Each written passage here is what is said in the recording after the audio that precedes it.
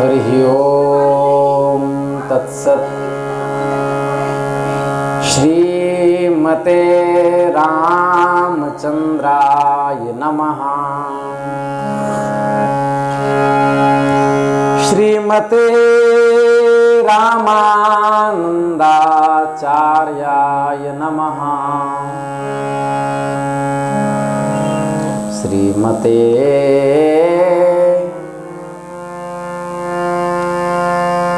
मलूकदासाय नमः। ओम नमः परमहंसास्वादित चरण कमल चिन्मकरंदाय भक्तजन मानस निवासाय श्री रामचंद्राय। सीतानाथ समारंभां श्री रामानंदार्य मध्यमाम् अस्मदाचार्य पर्यन्तां वंदे गुरु परंपराम्।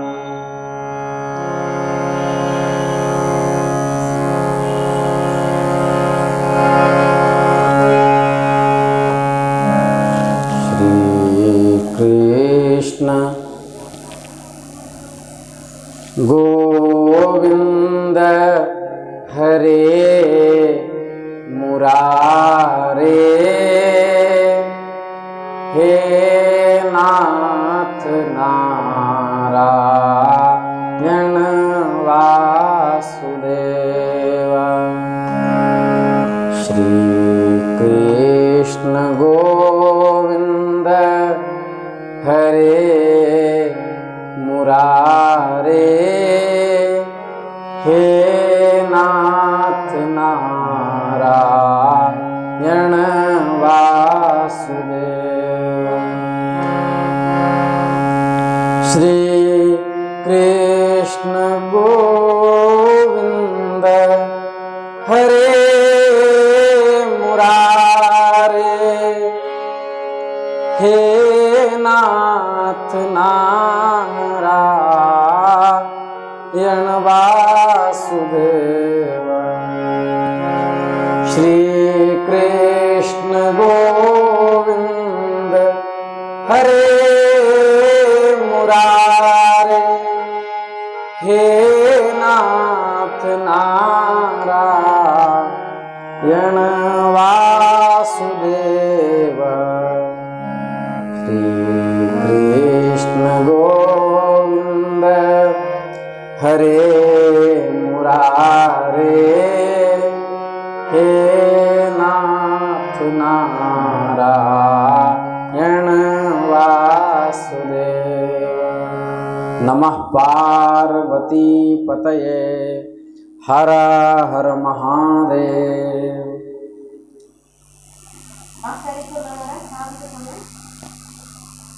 टेम्पल के भी आ रहे हैं।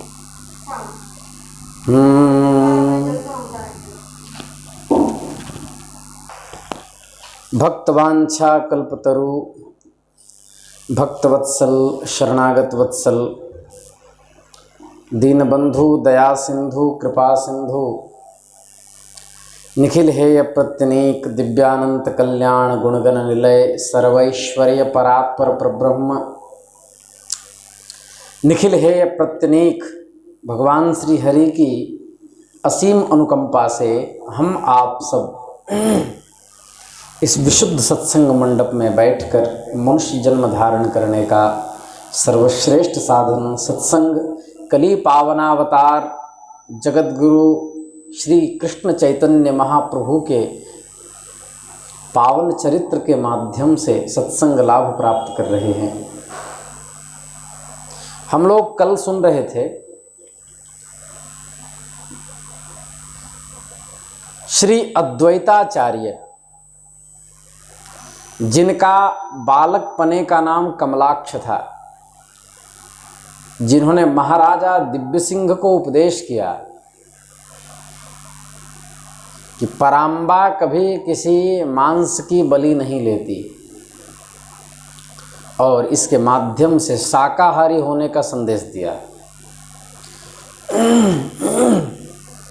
महाभारत में कई जगह ये बात आई है। हमने स्मृति से भी उदाहरण दिए। अब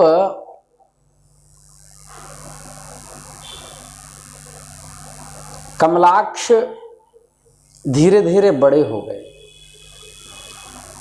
12 से 13 वर्ष की अवस्था हो चुकी थी। पिता के समीप पढ़ने से इनको तृप्ति नहीं हुई। पिता तो न्याय के विद्यावागीश थे।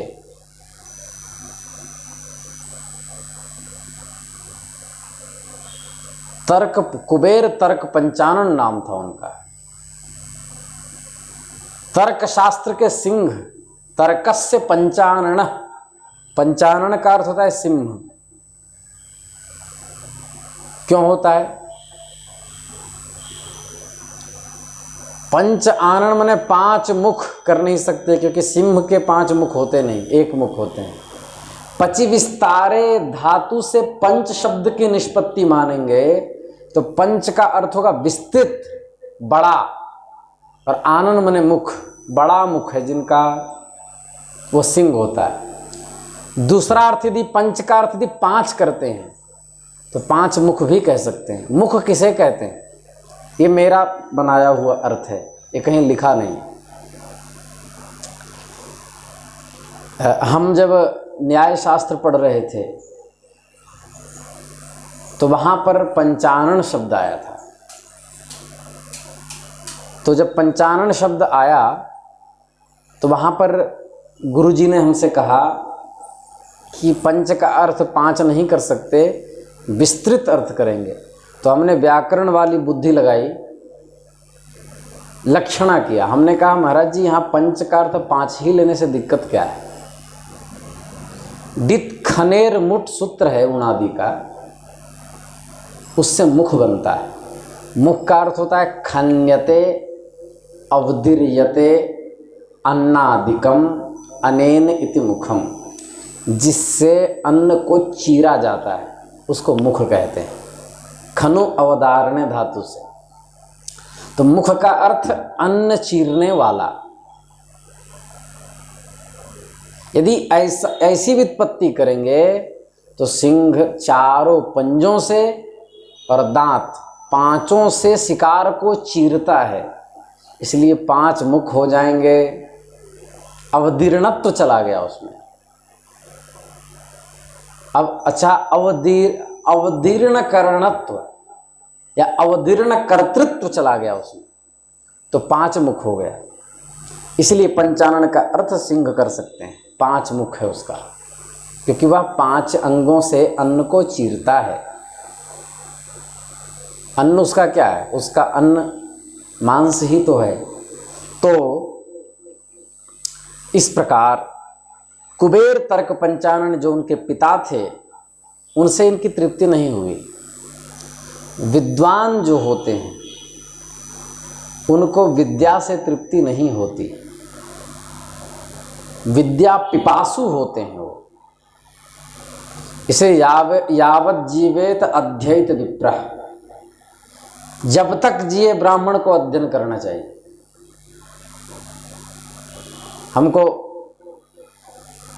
हम बैठे थे एक बार जगत गुरु तुलसी पीठाधीश्वर परम पूज्य प्रातः स्मरणीय श्री रामभद्राचार्य जी महाराज, वो कह रहे थे कि मैं इस अवस्था में भी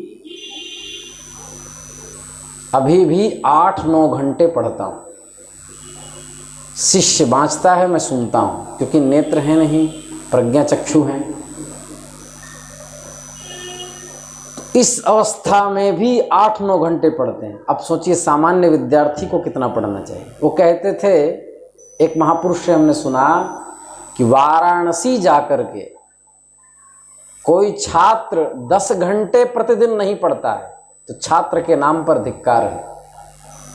छात्र को, चाहे वाराणसी ही क्यों ना हो, छात्र को कम से कम 10 घंटे अध्ययन अवश्य करना चाहिए। तो अद्वैताचार्य लाउड़ में रहते थे, लेकिन विद्याध्ययन के निमित्त वह फिर शांतिपुर चले गए। समाचार मिलने पर इनके माता पिता भी इनके समीप आकर शांतिपुर में रहने लगे। यहाँ पर आकर इन्होंने वेद, वेदांग, न्याय आदि शास्त्रों के मार्मिक रहस्यों को जाना और मर्मज्ञ विद्वान हुए। और थोड़े ही दिनों में एक नामी पंडितों में इनकी गिनती होने लगी, दुर्धर्ष विद्वान हो गए। चाहे वो व्याकरण के गर्जनात्मक शब्द हों या न्याय के तर्क रूपी जंगल हों या वेदांत की कठोर फक्किकाएं हों या पुराणों के रहस्यात्मक संदर्भ हों या उपनिषदों के समुद्र हों या अर्थशास्त्रादि ग्रंथों के कूटनीतियां हों, संपूर्ण शास्त्रों में ये निष्णात और पारंगत विद्वान अद्वैताचार्य हो गए। क्यों ना हो, गौर गणोद्देश दीपिका के अनुसार ये ब्रह्मा जी के अवतार माने जाते थे। और केवल विद्वान ही नहीं हुए, क्योंकि विद्या बिना भक्ति की विधवा है। अंतःकरण से भगवान के परम भक्त थे। ईश्वर आराधना में ही इनका दिन जाता था, एकांश ईश्वर आराधना में जाता, बाकी दिन छात्रों को विद्या बांटते थे।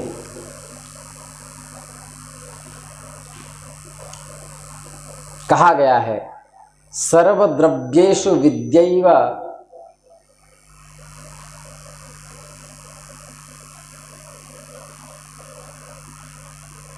आहुः अनुत्तरम। सभी द्रव्यों में विद्या ही सर्वश्रेष्ठ है। क्यों? आहार यत्वात् अनर्घ्यत्वात् अक्षयत्वाच्च सर्वदा।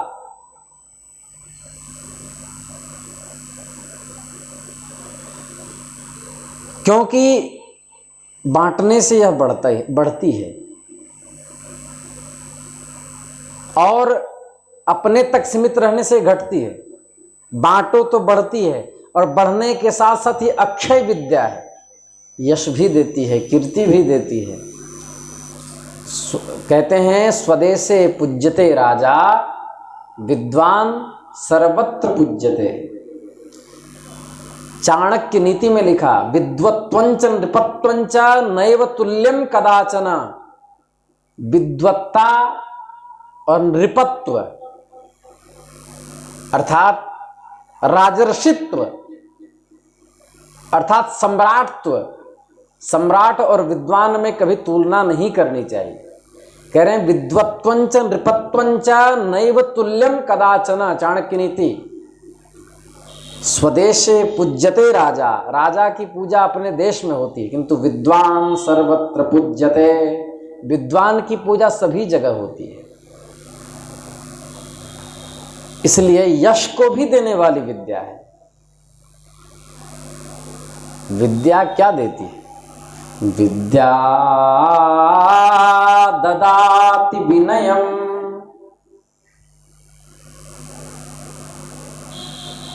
विनयात् याति पात्रताम्।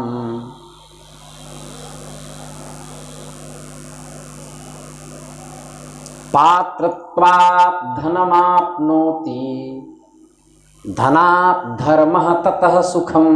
क्या सुंदर श्लोक है। विद्या विनय को देती है, विनम्रता देती है।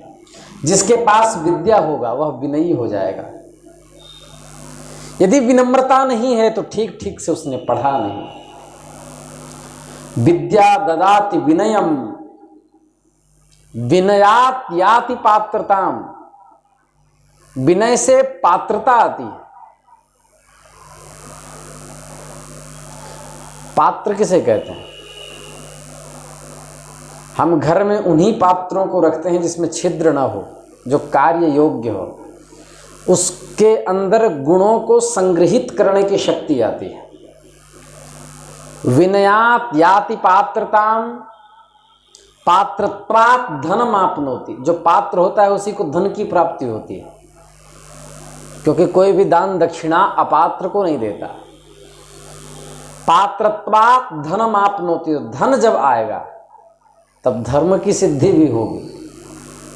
भागवत कथा, कीर्तन, भजन, दान, दक्षिणा, भंडारा, यज्ञ यागादि कर्म होंगे।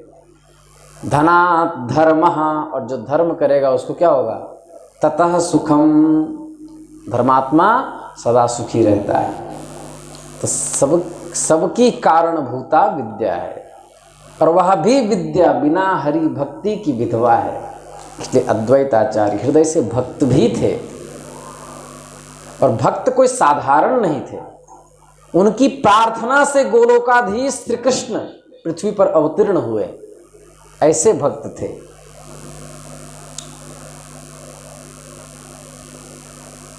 ये चित्त में इनके वैराग्य था।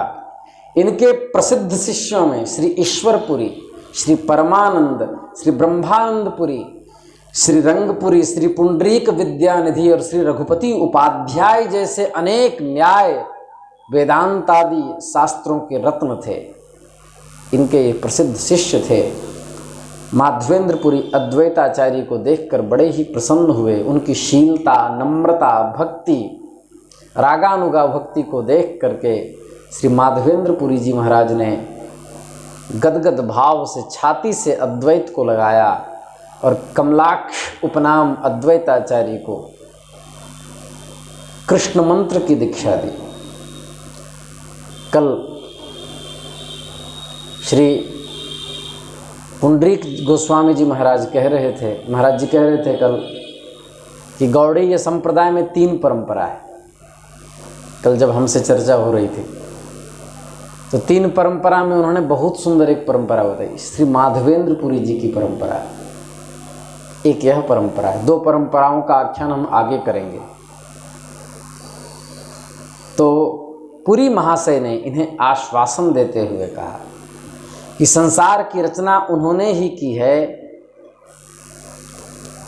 और वे ही सर्ववित हैं, सब कुछ जानते हैं, सर्वज्ञ हैं। इसलिए हे अद्वैत, तुम पृथ्वी को लेकर इतने चिंतित मत हो, घबराओ मत। भक्त वत्सल भगवान ही भय को मेट सकेंगे, उनके अलावा हम लोग का कौन है।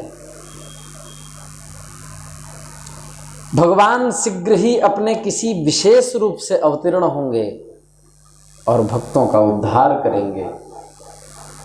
ये संकेत श्री माधवेंद्रपुरी जी ने दे दिया।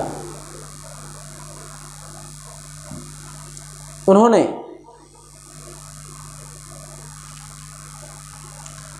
गृहस्थ बनने की आज्ञा अद्वैताचार्य को दी।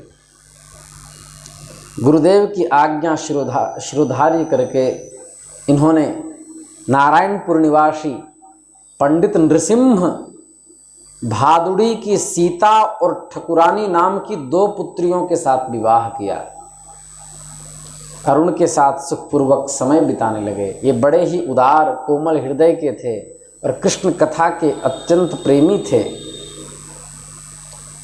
भेदभाव, संकीर्णता को कृष्ण भक्ति में बाधक समझते थे। इसलिए इनके पास जातिगत भेदभाव नहीं था, अनुशासन तो था। मुसलमानों में उत्पन्न,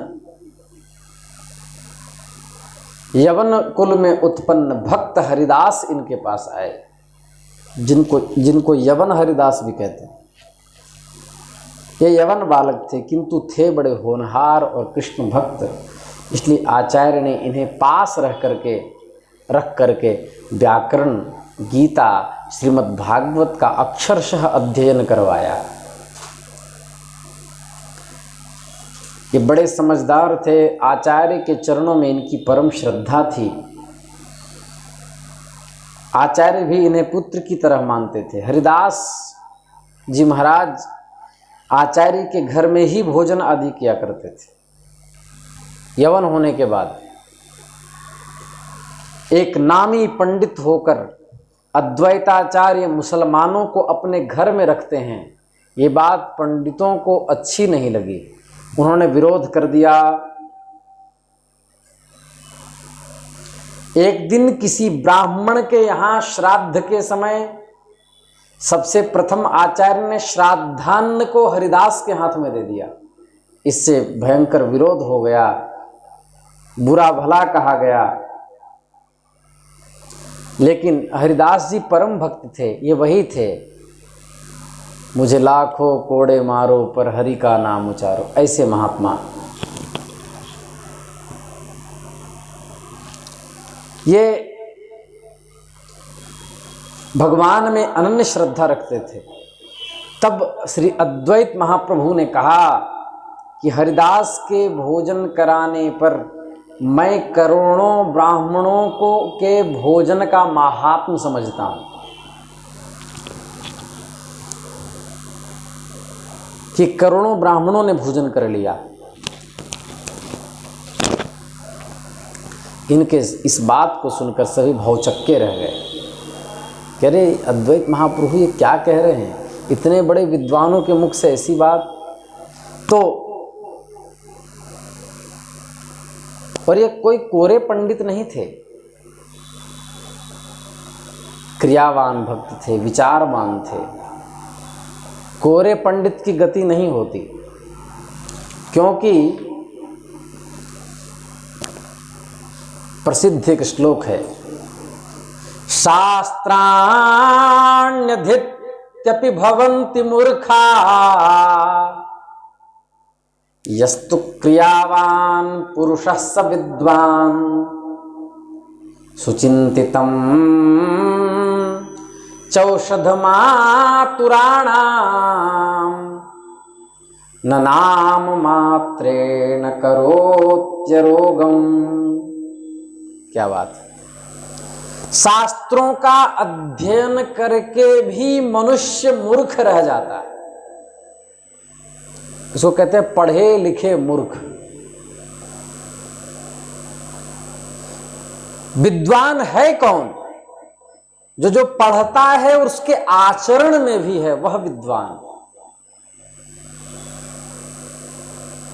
सुचिंतितम चौषधमातुराणाम। आतुर व्यक्ति, रोग से ग्रस्त व्यक्ति औषधि का चिंतन करे तो न नाम मात्रेण करोत्यरोगम। उसके रोग की समाप्ति केवल नाम लेने से या चिंतन करने से नहीं होगा, उस औषधि को प्राप्त करना होगा। इसी प्रकार वेद मंत्र का अनुसंधान करने वाले व्यक्ति ब्रह्म को नहीं जान पाते। जो वैदिक होते हैं केवल वेद मंत्रों को रटते हैं, रट्टू तोता जो होते हैं। इसलिए केवल वेद मंत्रों को रटने का निषेध महर्षि पतंजलि ने महाभाष्य में किया, पश्पसान्निक में। कह रहे हैं यद अधीतम अभिज्ञातम निगदे नैव शब्दते अग्नाविव शुष्कैधो न तज्ज्वलति करहिचित्। यद अधीतम अभिज्ञातम निगदे नैव शब्दते।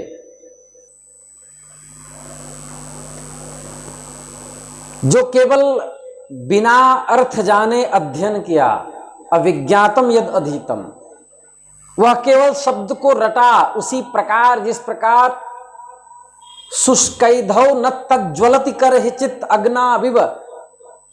अग्नि अपितु लकड़ी में पूर्वतः विद्यमान है, फिर भी जब तक सूखी लकड़ी का अंबार लगा दें लेकिन अग्नि अतिरिक्त न लगाएं तब तक आग उसमें लगती नहीं। उसी प्रकार सारी ब्रह्म विद्याएं भगवान वेद में विराजमान है, लेकिन केवल रट्टू मंत्र, रट्टू तोता को, जो केवल रटते हैं मंत्र को, वेदार्थाध्ययन नहीं करते, उनको ब्रह्म विद्या की प्राप्ति नहीं हो पाती। पर आजकल रुद्री रट लो, मंत्र संहिता रट लो, पूजा पाठ करवाने आ गया, नित्य कर्म प्रकाश से थोड़ी थोड़ी मंत्र आ गया, बन गए पंडित। दक्षिणा के समय में ब्राह्मण हूं और काला अक्षर भैंस बराबर भट्टाचार्य। इसी के कारण समाज का पतन भी हो रहा है। अब आप सोचिए, जिस वर वधू का विवाह ऐसा अज्ञानी ब्राह्मण करवाया हो, जिसे मंत्र भी शुद्ध शुद्ध उच्चारण नहीं हुआ हो, उस वर वधू का गृहस्थ सफल कैसे होगा? इसलिए महर्षि पाणिनि ने लिखा, पाणिनि शिक्षा में, मंत्रो हीनः स्वरतो वर्णतो वा मिथ्या प्रयुक्तो न तमर्थमाह सवाग् वज्रो यजमानं हिनस्ति यथेन्द्र शत्रुस्वरतो पराधात्। जिसको स्वर नहीं आता, जो मंत्र को अशुद्ध उच्चारण करता है, वह मिथ्या होकर के वह मंत्र सवाग वज्र, उसकी वाणी वज्र होकर के यजमान की ही हिंसा कर देता है। सवाग वज्रो यजमानम हिनस्ति। कैसे? बोले यथेन्द्र शत्रु स्वरतो पराधात, जैसे इंद्र का शत्रु वृत्रासुर स्वर के अपराध से मारा गया। इसलिए अज्ञानी व्यक्ति से पूजा पाठ भी नहीं करवाना चाहिए।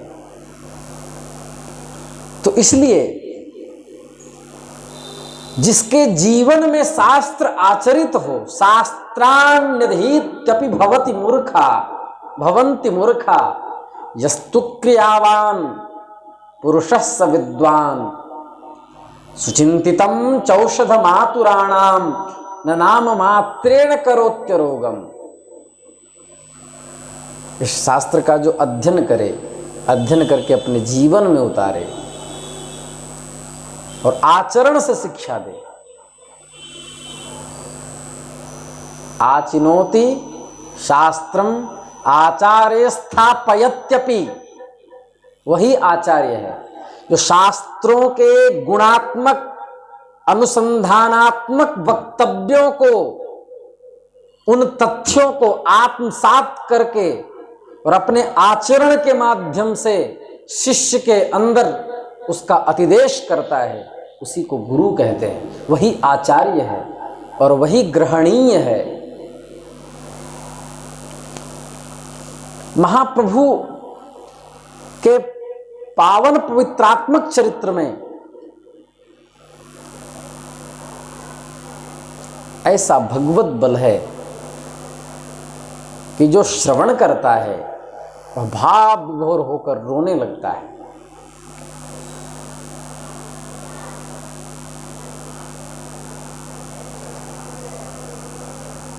वस्तुतः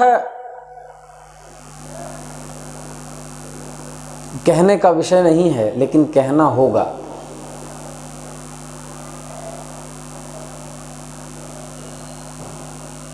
महाप्रभु के उद्देश्य को बहुत सारे उनके मानने वाले अनुयायी ही नहीं समझ पाए।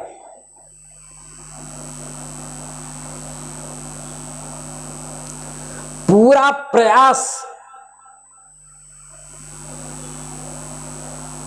उनको अवतार घोषित करने में ही कर दिया। वैसे भगवत अवतार तो है ही, लेकिन उनके चरित्रात्मक संदेश को भक्तों तक पहुंचा नहीं पाए।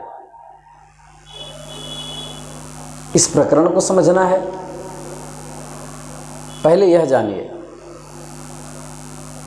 श्रीधर टीका लिखने वाले, श्रीधरी टीका लिखने वाले, श्रीमद् भागवत की टीका, वह गोवर्धन पीठ के 116वें शंकराचार्य थे। श्रीधरी टीकाकार श्रीधर स्वामी, वह गोवर्धन पीठ के 116वें शंकराचार्य थे।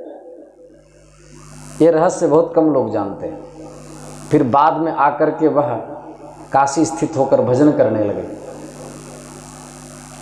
और ऐसे दिग्गज महापुरुष की टीका को जब वल्लभाचार्य जी महाराज ने कहा कि मैं श्रीधरी टीका को उतना उपयुक्त नहीं समझता, तब महाप्रभु ने निषेध किया है। कहा श्रीधरी टीका को जो नहीं मानते वह कैसे श्रीमद् भागवत को समझ सकते हैं। समर्थन किया है।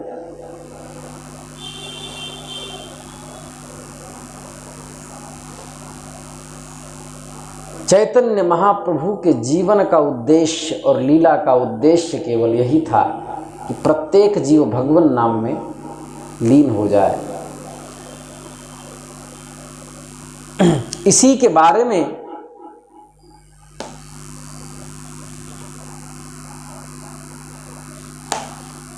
भक्ति विनोद ठाकुर ने, श्री भक्ति विनोद ठाकुर जी ने जैव धर्म नामक ग्रंथ में लिखा है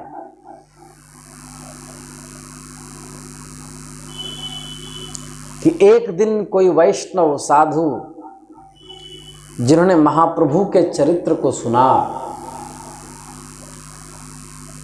अद्वैताचार्य जी की भी यही स्थिति थी, इसलिए मैं इसी प्रकरण में कह रहा हूं कि महाप्रभु की लीला में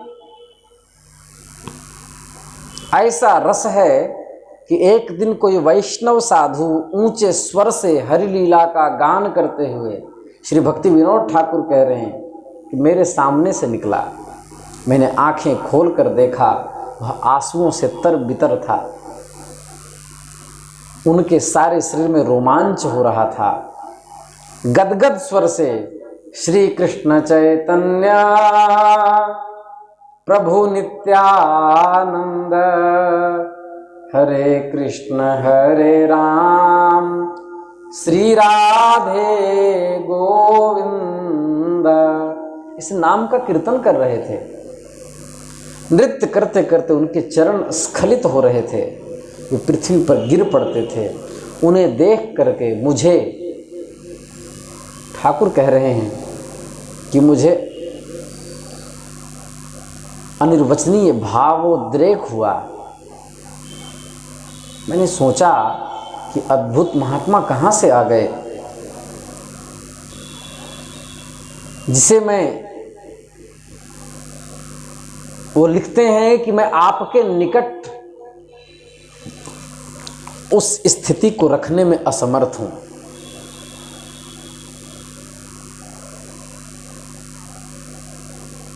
करने के लिए उससे कुछ भी मैं वार्तालाप न कर सका।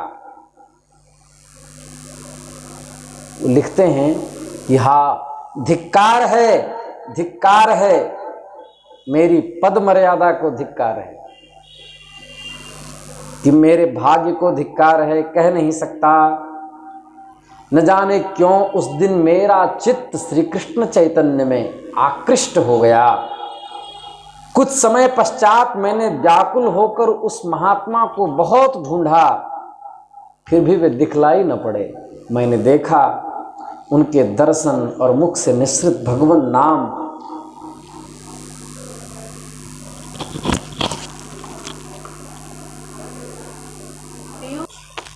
तो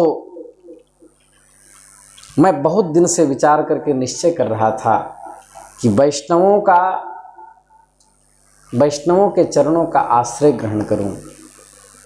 और लिखते हैं कि परमहंस बाबा ने कहा कि मैं काशी छोड़कर फिर वृंदावन गया। वहाँ मैंने अनेकों वैष्णवों को देखा जो श्री रूप गोस्वामी, श्री सनातन गोस्वामी, श्री जीव गोस्वामी का नाम ले लेकर विलाप कर रहे थे, रो रहे थे। वे राधा कृष्ण की लीलाओं का स्मरण करते, नवद्वीप का नाम लेकर प्रेम से पृथ्वी पर लौटते, निधिवन में इधर से उधर लौटते, गीत गोविंद की पंक्तियां मुख से निश्रित होती। इस तरह की अवस्था बन गई थी। और फिर मैंने कहा कि भगवान ये आप किस भाव में हैं? तो वो कहते, मैं एक नितांत अपदार्थ हूँ, उदर पूर्ति, निद्रा और व्यर्थ की बातों में मेरा जीवन बीत गया। लेकिन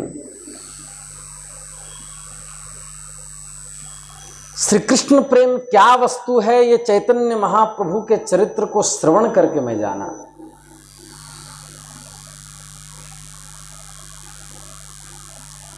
क्योंकि क्षण भर के लिए वैष्णव का दर्शन कर लेना ही भगवान का दर्शन कर लेना है। इस प्रकार इतने वैष्णव वहां रोते थे, कि रोते रोते उनके गाल पर गरम गरम आंसुओं से फफोले पड़ गए थे। इसलिए महाप्रभु ने लिखा, नैनम गलत अश्रुधारया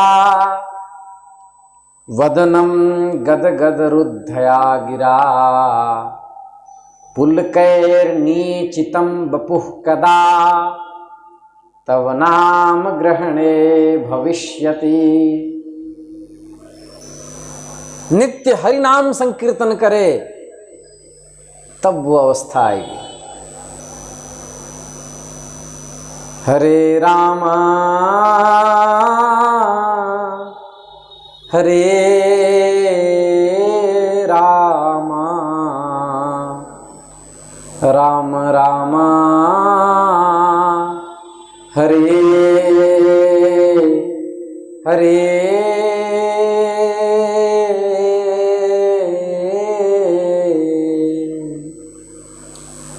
हरे कृष्णा हरे कृष्णा कृष्णा कृष्णा हरे हरे। हरे राम हरे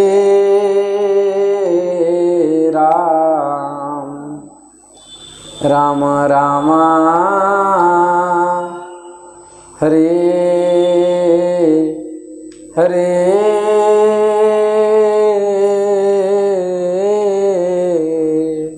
कल हम लोग श्रवण करेंगे विश्वरूप के वैराग्य का।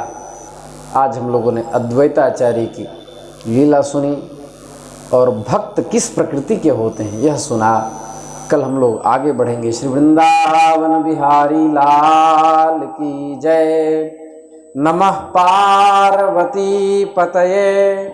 हर हर महादेव।